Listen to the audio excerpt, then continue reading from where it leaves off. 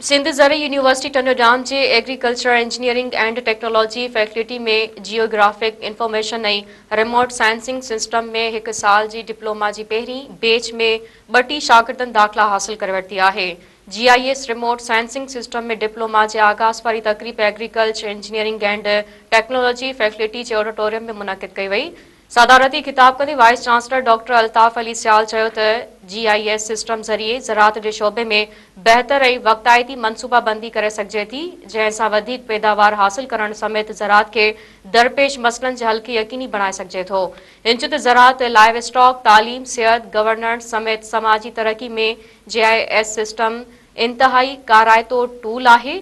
Inch Sindh ज़र university में post graduate diploma जो आगाज़ किया है, जैं तहत शागिर्दनि के GIS रिमोट सेंसिंग, सैटेलाइट तस्वीरन की तशरीह, मकानी डेटा की तज़ियई और GSP ते बदल डेटा गड करण की तरबियत दिनी वेंदी। तकरीब में इरफान अहमद शेख, कलदीप कुमार ॿियनि पिण खिताब किया।